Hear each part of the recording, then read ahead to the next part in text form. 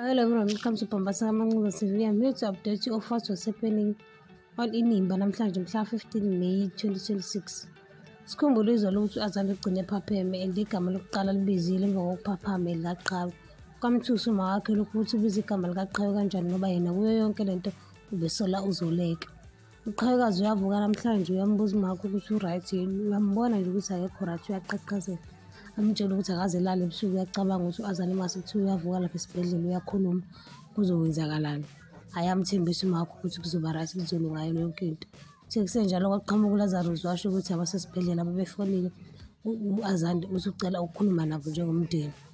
Esibhedlela kufike wonke uNonceba, uZoleka, uLazarus noQhawekazi. Ebese umaka-Azanele ethi selokhu ephapheme linye igama lakho elishilo elikaQhawe. Okusho ukuthi kungenzeka ukuthi mhlambe ngesikhathi kade usuyolise ephusha u-Azanele ukuthi uQhawekazi wayekhona la, noma babezama ukumbulala ngokuthuka. Azame ukumthulisa u-Azanele mawakhe akhulume ukuthi hhayi lento eyenzeka lapha kwakuyiphutha, uZoleka akaze wayengaliqondile ukuthi amphushe, kodwa umuntu onephutha kuyo yonke lento uyena. Wazama ukutshela umakho ukuthi kumele abuyele emuva lapha akhona nomalume wakhe. Umalume wakhe uyamdinga, yena uzokwazi ukuthi anakekele uZoleka noLazarus noQhawe kanjalo noNonceba ngoba uzomuva in nabo. Owe Azanele khona inkinga aza nayo. KukaZondo Tech kukwi-hearing kaLwandle yiparole ukuthi kumele aphume aqale bakithi uThumeka akhulume ubuhlungu obenzeka ngaloluya suku elahlekelwa umntwana wakhe. Okumphatha kabuhlungu kunakho konke ukuthi umuntu owenza leya nto edakiwe ngenhloso namhlanje usezodedelwa. Wayitshela bakithi inkantolo nama-lawyers ukuthi kunamhlanje yena indodana yakhe ayikho, kodwa lona ophilayo uyena okumele adedelwe. Indodana yakhe yena isishonile. Wakhuluma bakithi uThumeka wayicacisela inkantolo ukuthi lento eyenziwe uLwandle akubanga into yephutha kwaba into yamabomu.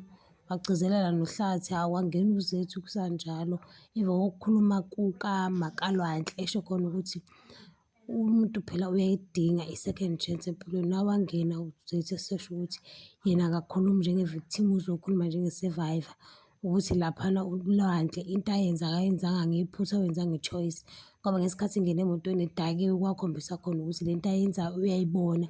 Futhi ngesikhathi sekwenzeka ingozi akabange saba-check ukuthi banjani, babhrida khona lapho ulikamva waze wacishe waphelelwa umphefumulo ngenhlahla kwakhona babasizayo.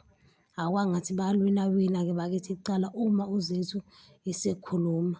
Azanele ukhuluma noZoleka umtshela ukuthi nje uma esehamba esiya phesheya kwey'lwandle ufuna ashiye ambeke lapha esikhundleni sokuba i-CEO.